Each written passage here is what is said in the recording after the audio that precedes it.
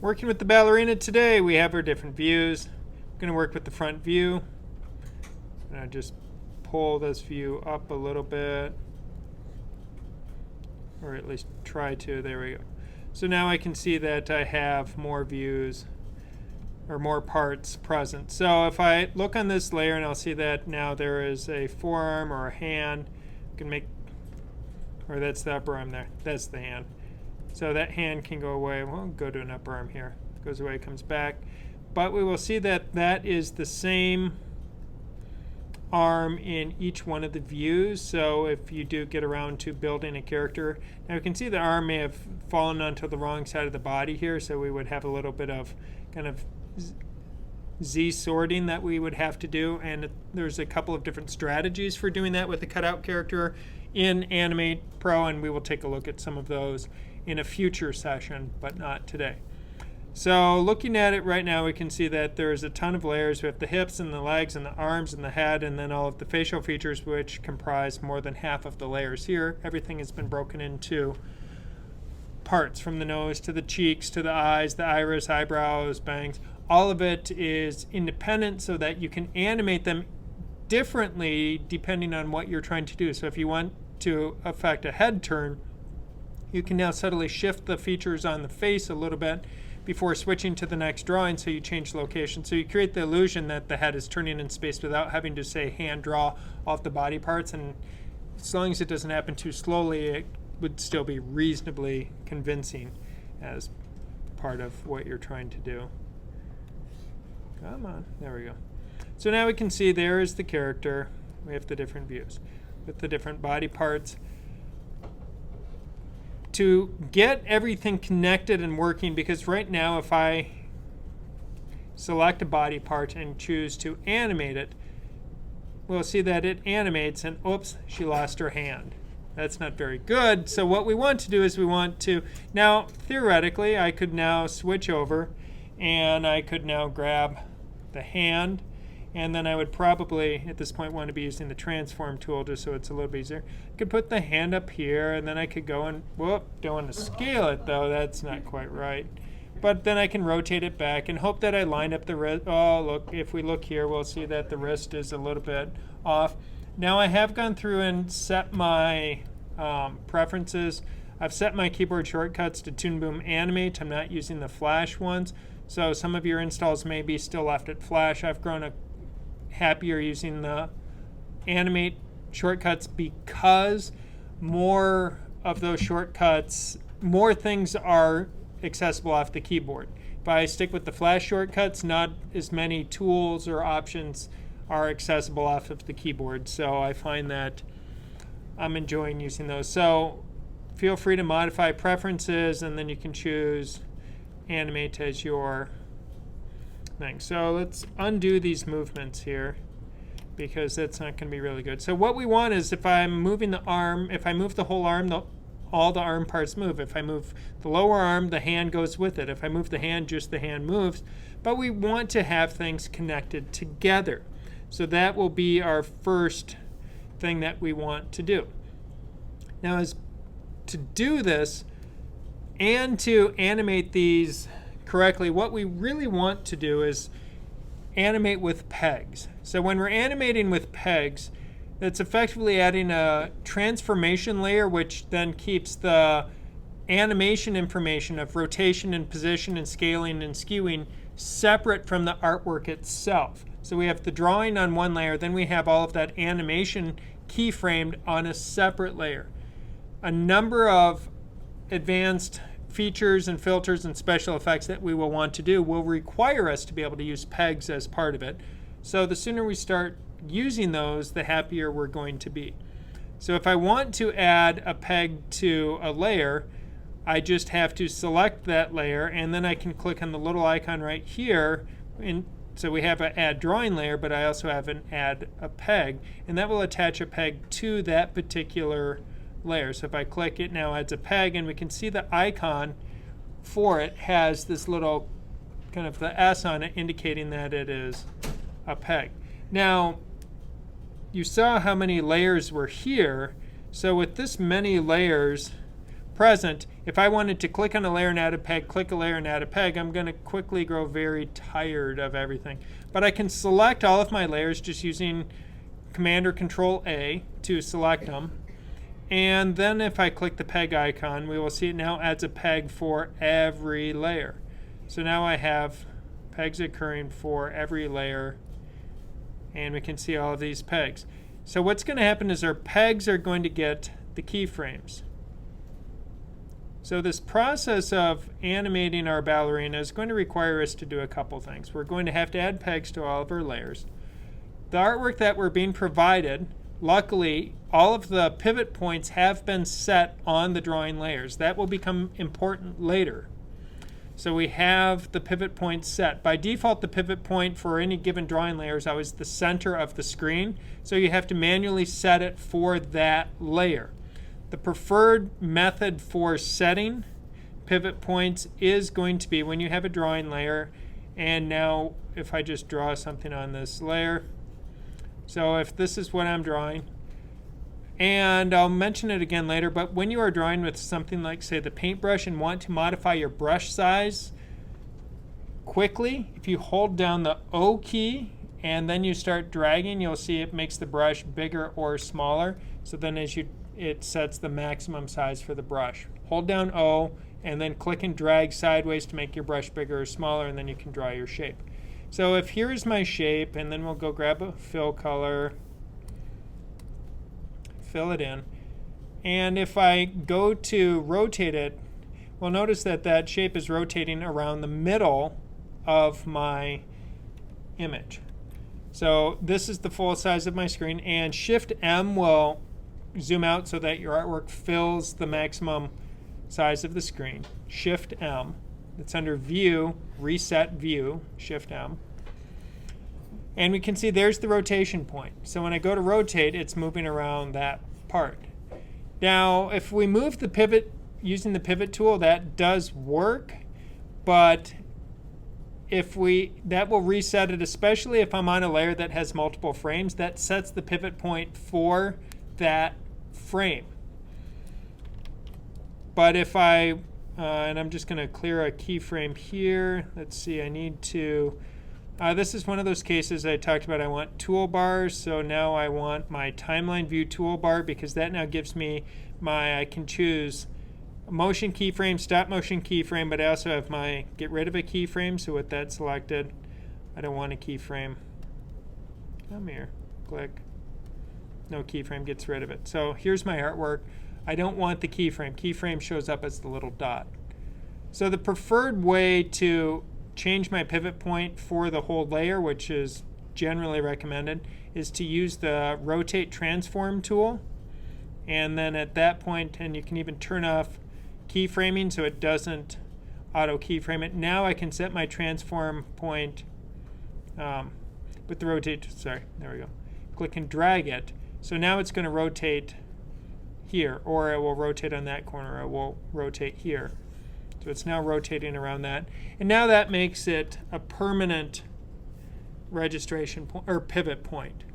So when we want to reset the pivot point, the rotate tool makes it permanently affect that whole layer. So that's generally the recommended way. There would be occasions where you might want to do otherwise, but use the rotate tool. So contrary to what you heard last week, use the rotate tool for resetting pivot points. Okay, so we don't need that layer anymore. We can just throw that layer away. Get rid of it. Bye-bye. Okay. So now I have all of these pegs. I have all of these artwork layers. And I can see my network view. Suddenly it's starting to look really, really ugly. Now this is a very small spot to be looking at my network view in. So I'm going to just take over where my camera view is and add the network view to that. So I can click this little arrow right here and choose I want to add network view. And that now puts the network view in this window. And we can see now there's more stuff. And if I zoom out, we can see there's all of my layers. And there is all of the pegs. So if actually we're just going to get rid of the pegs, we'll re-add them. So this is what the network view looked like beforehand. And each blue rectangle on here represents one of the layers in my artwork. So we can see I have my eyebrow, head, flower, other flower, the top of the shoulders, the neck area, the chest, more hair, a hand, a forearm, and an upper arm, a hand, a forearm, and upper arm, and leg, and down to hips. There's a tutu thrown in there somewhere else. So these are all my different layers. Now this nice organization where it creates all these nice little curving, beautiful lines that looks kind of cool is not something that you do by hand. You don't have to construct that by hand. But instead that happens by, there's a little button that we can click on. And we can access that. This is another one of those under toolbars that we can add. This time we'll be adding our network view toolbar. And now we have an option for arranging things. So this is the network view, and it looks really big and scary. But what it means is all of these layers that we have are dumping into this composite. The composite is essentially the flattened view of everything, rendering it out as a bitmap, and then it goes to display. If I don't have a display, there's nothing to see in my camera view because nothing is being displayed.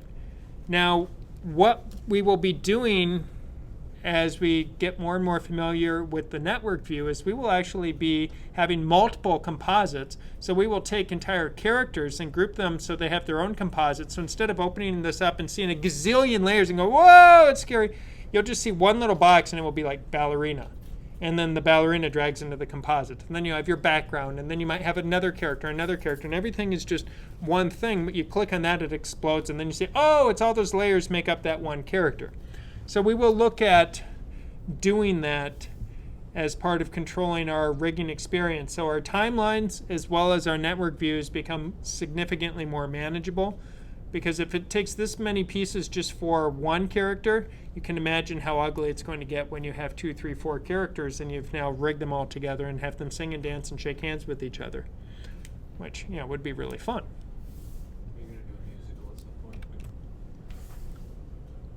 So everything is dumping into the composite. One word about the composite.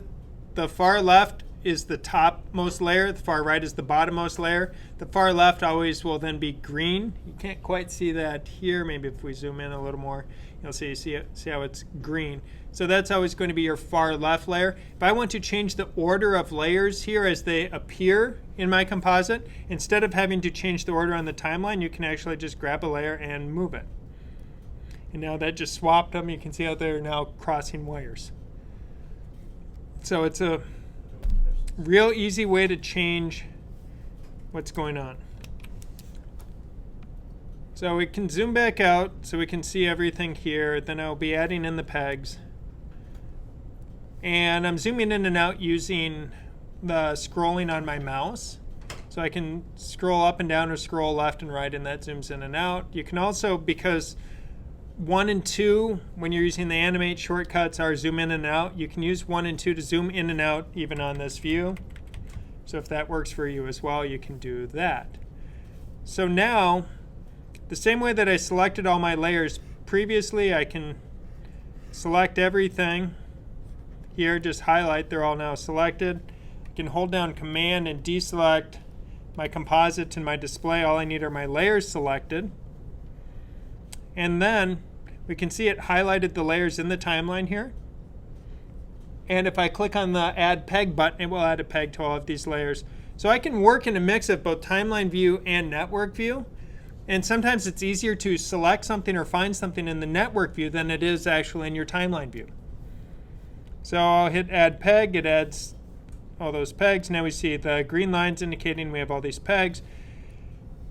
And it's a mess. But if I go over to this view over here, and let me just select, I'm going to just select display. And then if I hit this button right here, remember that was I went Window Toolbars, Network View, and that added in the network view to this view. Now, it added it to this view, even though we have the network view occurring twice, because now this network view is red. If I click here, the red frame's around this one, and now I could go Toolbars, Network View, and oh, it went away. fine, it only wants to add it to that one. I don't know why. It should add it to both. All right, so it's putting it there. Display is selected.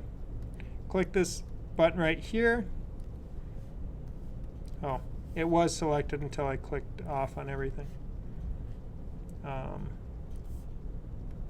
again. Display is selected. Click this button. It comes up and says, order my network. And I say, sure, good enough. Do that. And now we can see how all of my layers and their corresponding pegs are nicely organized. So this is now a good step. So I've organized my pegs and organized my layers. Eventually we will add one additional peg to this whole setup, and that will be a master peg. So then if we want to control the ballerina and just move all the parts in one shot, we're able to do that as well. So the first step we want to go through is we want to select all the layers. Then we want to click on add a peg and add a peg. Then we go under window toolbars, network view, and click under the order button with the up arrow pointing, and then it adds or organizes everything into a nice, easy to find view. Now that we've added pegs onto everything, the key thing that we're going to try and do is to get our pegs organized together. Now if I look through here, we can see that all the way across through the top and a few over here, go over a little bit more, are all really part of the head. So we'll organize those onto the head, but before we do that, we will do something a little bit simpler, and we'll do the arms and legs just because they're a little bit easier to make sense out of. So the arms and legs are on the right-hand side. The final one is the hips. So if I look at this leg, we have thigh, then I have a lower leg, and then I have a foot. So if I want to, when I was in my timeline view, I can make this a little bit bigger. In my timeline view, go down, so there is my leg. And notice if I highlight something here, it highlights it in the timeline as well. So if I see the thighs here, then I have the foot here, and then I have the leg. Previously, if we wanted to parent different things together, we would do it by dragging layers onto other layers and stuff like that. But we don't care about having the artwork parented. What we care about is their pegs that are going to be used for animation. And to parent these together, we want the thigh to attach to the lower leg. So we take thighs output. The bottom is always an output. The top little dot will be an input. So I take this output and I drag it to the lower leg. And then I take the lower leg and I drag that over to the foot. So we can see that now this thigh is connected to the lower leg, it's connected to the foot. And what's probably going to want to happen is I will want to connect that thigh to the hips so that both legs are connected to the hips. And now I can repeat that for the other leg. So if we drag the output to the input, drag the output to the input, so now we can see where it builds this hierarchy that is now connecting my items together. So drag an output to an input, or you can drag an input up to an output. You just have to get it in the correct order. Thigh, leg, which will be the lower leg or the calf, and then you have the foot. Don't worry about the connections to the blue layers. Those are the actual drawing layers, because we will be doing the animation with the peg layers here. And we'll have to do a few extra steps shortly, but if I go back to my camera view and take a look at it, we can see now how I have my thigh, my lower leg, and my foot. Just want to make sure that, so I have this thigh selected here. Go back to camera view, go to my rotate tool, and you will see now when I move that leg is now moving. Now, if I hold down Shift B, it works my way down the chain, and we can see, oh, look, lower leg is moving. Probably not quite right. Go down again, Should have selected the foot, but it did not. And we can see, oh, I don't want the foot selected. I want the foot's registration point. We can see now the foot is moving off the peg. So the peg's pivot point is not quite lined up with the artwork pivot point. So I could go through and reset using the rotate tool. I could reset the pivot point for all of my body parts if I so desired, but chances are there's going to be an easier way to do it. So if I look back at the network, so I have this set up. So we're going to look at how to allow the peg layer to use the pivot point information from the drawing layer. So we're going to look at how to get that shortly, but what I want you first to do is to organize your layers so you have hips, then going to thigh, leg, foot for the legs. Then you'll have arms, where we'll have a right arm, a right forearm, and a right hand. So now I can connect these together.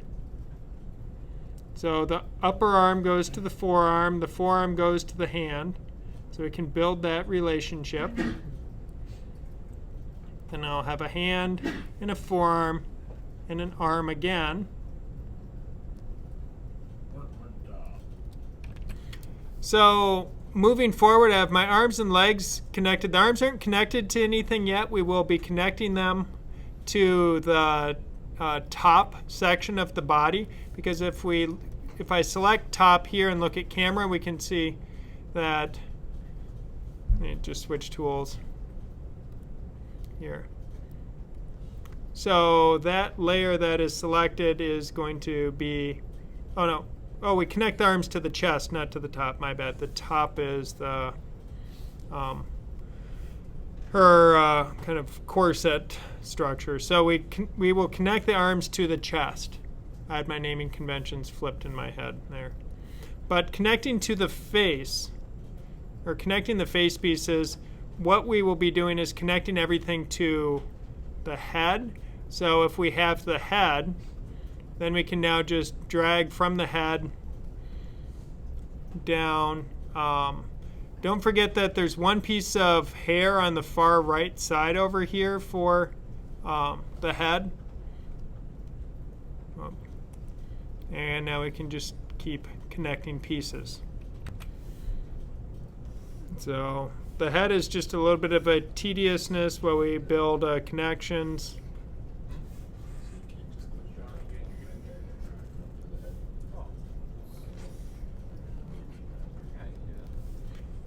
But notice once I've built the connection, I can move that head over a little bit and then go and connect more pieces.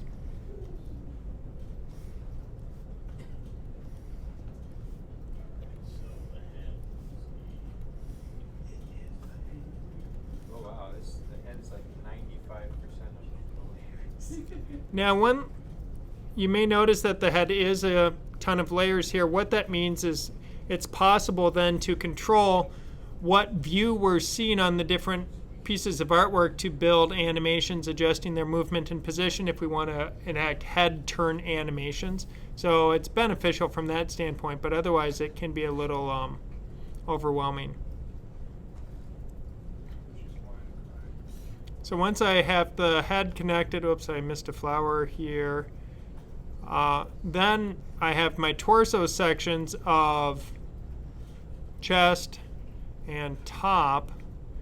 And now as I look at these and how I want them to connect, so I want the chest then to connect into one arm and into the other arm so that those are now completely connected together.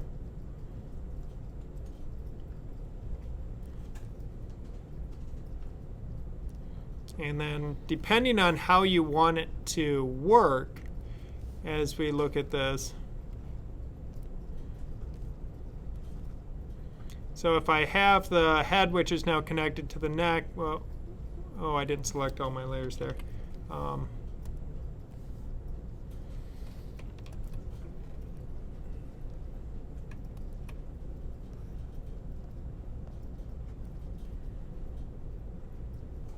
And until I get my pivot points straight, it's just not going to be worth trying to demonstrate some of these animation pieces. But right now we have the chest, which holds the arms.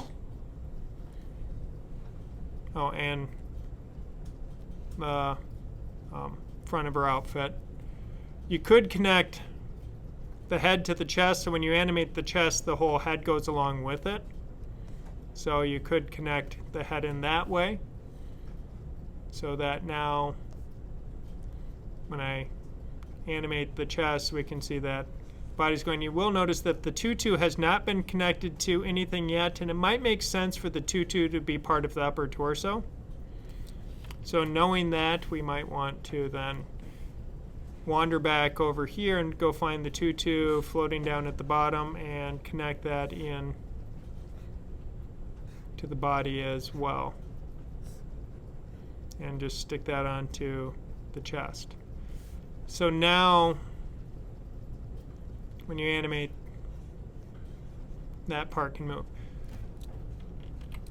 After getting all of those pieces in place, what we might want to do is then add in a final master peg to control the entire character. So currently I have my chest, which most things are extending down from, and then I have the hips, which we can leave those separate. Let me go find my hips over here. And what this means is now we want to add in a master peg to control the whole ballerina. So to add in this master peg, we can do it in the timeline view, or we can do it in our module library view, where we will start working. The modules are used when you're working in network view, and we'll see there's a peg, there's a display, cutter, composite. We have filters, move ones, plug-in, deformation for doing different bone things. There's a lot of different things that we will be able to play with. But in this case, I just want to add in a peg. Take this peg here. I'm going to rename it. To access the properties of an element here, we click the yellow box, and it pulls up its properties. Pulls up this peg layer properties, and I'm going to rename it as my master P. And under module library, you can just drag the peg up. Otherwise, in the timeline, I could have scrolled to the top, click up here, and then I could hit add a new peg layer, and then I could add in this peg. But getting used to just doing things in a module setup is not a bad approach. And then I can connect this master peg to the chest and the hips. Now this master peg, if I go back to my camera view, it's now controlling everything. And you can see Animate tracks how many times I've spun something. It's giving me a nice spiral going, wow, yeah, she's going to get really dizzy if you were to try and animate that. Oh, and then we can go in the reverse direction. So we can have a lot of fun with that.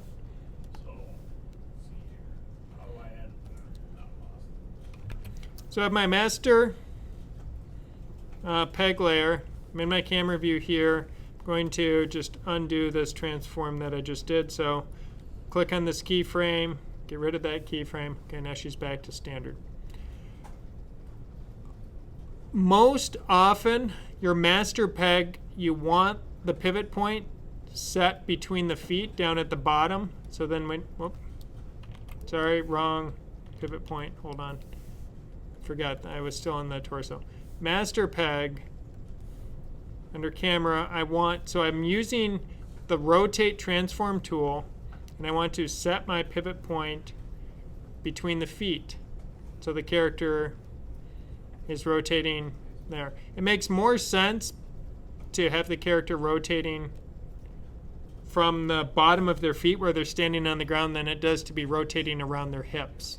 Unless perhaps they're a flying character or some weird. But a normal biped it would make sense for the character to rotate around the hips, or I mean around their feet. So we're getting really close to be able to making our ballerina dance. We've now moved the master peg pivot point to the feet. We have everything connected to that, and I would encourage you to go grab the rotate tool and rotate and make sure you didn't miss a layer. And now what we're going to do is we're going to modify it, because currently when I try to move something, so if I click on her arm, we'll see that it's okay. Apparently I missed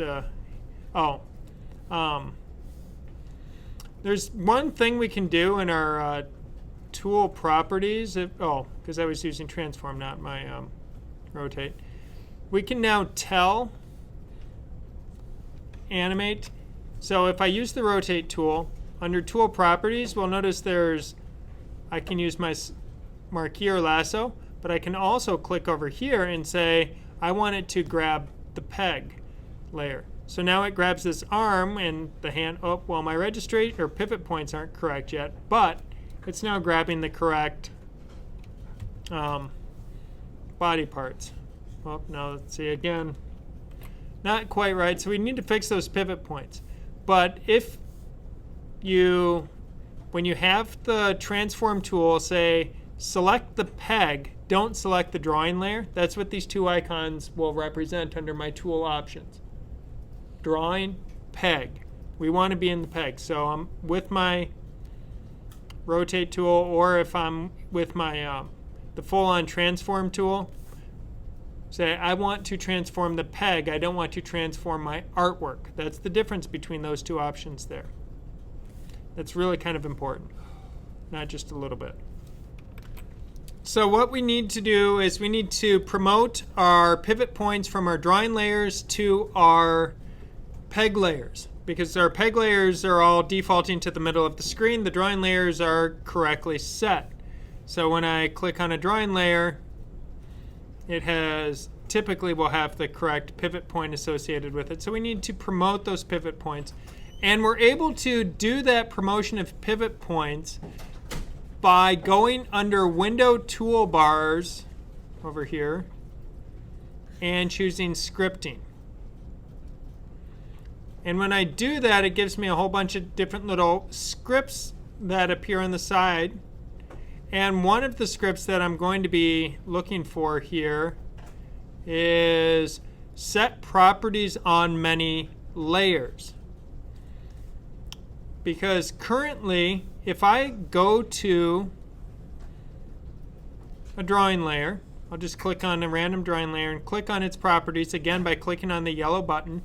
It says use embedded pivots and apply embedded pivot on drawing layer. But I can instead say apply embedded pivot on parent peg. So what that means is each one of our drawing layers has a parent, that peg layer that we added, and we can now apply that embedded pivot to the parent peg. So we could click on each one of our drawing layers, pull up its properties, and then change this one setting. So those of you who like to do highly repetitive click and select options are encouraged to take that approach. I hate that. So luckily Toon Boom has a script built into the tool that will apply this for us. So what I can do is I can just in network view select everything. I can now click under this item here of set properties on many layers, and one of those properties I can choose is use embedded pivot, and I select parent peg. So yes, I selected peg layers, but the peg layers don't, they don't care that I'm doing this. It's the drawing layers are doing this. And then I hit OK, and now that's taken care of it. That again was under Window, Toolbars, Scripting. That brings you to this toolbar, and once I have done that, now when I select the correct layer in my character, So if I go and grab a layer, so if I grab, say, the chest layer and grab my rotate tool, it's now, okay, mine is now broken. It's unhappy. Mine exploded. All right, let's regroup here. So I screwed up a little bit. I made in my network here, I made chest the top, but top should be top instead of, so top shouldn't be the child of chest, but now top has the correct registration point. So when I go to top, now the whole upper torso moves correctly. And now under top, now, so that makes a lot more sense. Now you can cycle through hierarchy chains. So if I hold down Command, I can click off everything. If I click on the whole arm, it selects that. And if I hit Shift B, it now moves me further down in the arm to the lower arm. If I hit Shift B again, it brings me to the hand. Now I can animate the hand. If I hit B, I'm back to the forearm. If I hit B again, I'm back to the whole arm. If I hit B again, now it brings me to, I need to move the tutu down and reparent the tutu to top as well. So let's go find my tutu over here. Just snap that. I'm going to just move tutu over so I can find it easier. And the tutu is going to want to parent to top. There we go. So now it's registered in the right spot. So now she can have a little wiggle. You could animate a wiggle of the tutu. Hold down Command. I can click off. Now I can click on a leg, move the whole leg. Hit Shift B. It moves me down the chain. Hit Shift B again. And it sometimes doesn't work on the feet for some unknown reason. I can move the foot again and get pointy foot because she is a ballerina. Hold down Command, click off, click on a different arm, hit B again to move all the way up. So what we'll see is we can very quickly start posing the ballerina. What you will notice, this ballerina was provided with multiple views. And we can see as we're getting some real interesting things as I've put in my artwork, and it's now rotating across those views. But those transformations are applying. Yeah, she broke her ankle. It was bad. But the understudy is going to be really happy because now she gets to take the lead stage. But as part of this, with these different views, this animation is affecting the subsequent view as well. Now those views, what we can do just to simplify things is, actually I don't even need to drag down. If I just go back up to the top here, on my master, let me just switch back here. If you just highlight, if I highlight all the frames but the first frame, and then hit delete, if I go back to frame 1, there it is. And now if I wish to animate, so I know that I have my little running man on, my auto keyframe, I can go, say, 5 frames. Whoa, I don't know what's stretching things out here.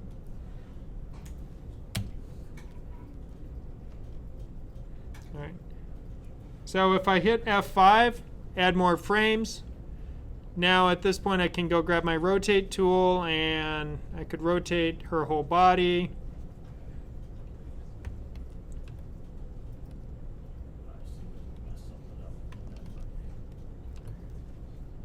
So we can rotate, and we'll notice how we're able to build the rotation in.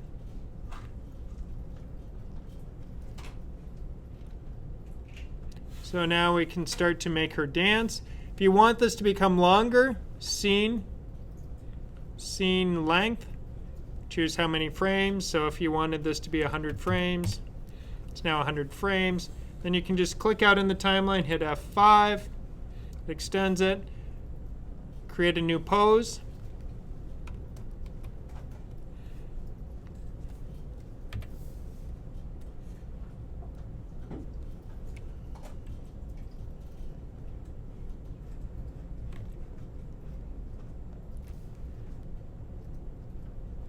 And we can now see you have a dancing queen.